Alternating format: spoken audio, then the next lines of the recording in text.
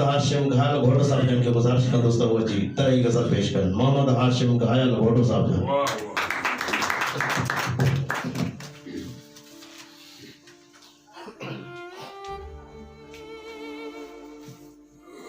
गुलाबी बदन ते गुलाबी वगोती, गुलाबी बदन ते गुलाबी वगोती, शहर में विजी हुल सोना चलियो थी। गुलाबी बदन ते गुलाबी वगोती, शहर में विजी हुल सोना चलियो थी। डिठो जंहिं बि तोखे सनम रूबरू आ, डिठो जंहिं बि तोखे सनम रूबरू आ, कसम ते न घर जो उन्हीं खे पतो थी। शहर में विजी हुल सोना चलियो थी। डिठो जंहिं बि तोखे सनम रूबरू आ, कसम ते न घर जो उन्हीं खे पतो थी। शहर में विजी हुल सोना चलियो थी। मिठा चंड तुंहिंजी सलामीअ जे ख़ातिर, मिठा चंड तुंहिंजी सलामीअ जे ख़ातिर, सितारनि जो झुरमट ज़मीन ते मुको थी।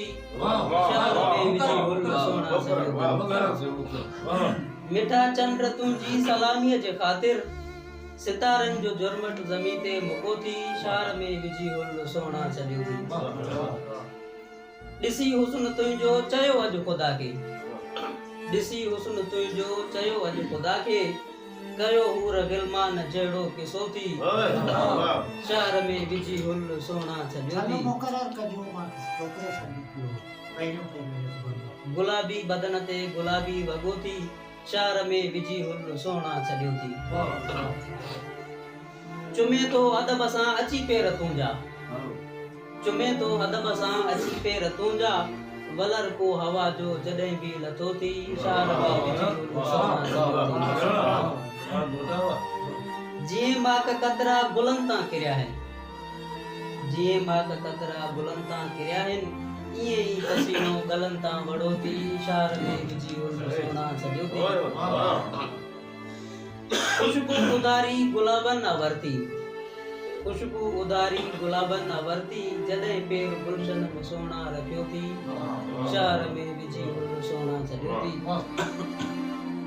कंजर सां वॾे हा बची मां पवां हा, कंजर सां वॾे हा बची मां पवां हा, मगर ज़ुल्म हाय नज़र सां कुटो थी।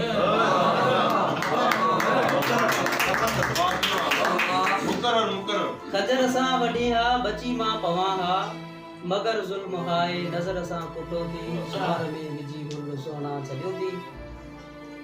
ॿुधी गज़ल मुंहिंजो चयो दोस्तनि आ, ॿुधी गज़ल मुंहिंजो चयो दोस्तनि आ, लिखियो काफ़ियो अॼु सफ़ायर 600 थी। शहर में विजी हुल सोना चलियो थी। ॿुधी गज़ल मुंहिंजो चयो दोस्तनि आ, लिखियो काफ़ियो अॼु सफ़ायर 600 थी। शहर में विजी हुल सोना चलियो थी। करे यार इनकार काफ़र न थींदुसि, करे यार इनकार काफ़र न थींदुसि, मोहबत जो तोहफ़ो सजण जे ॾिनो थी। शहर में विजी हुल सोना चलियो थी। जिगर खे अची तीर घायल कयो आ, जिगर खे अची तीर घायल कयो आ, वाह जो नज़र जो निशानो पतो थी। शहर में विजी हुल सोना चलियो थी।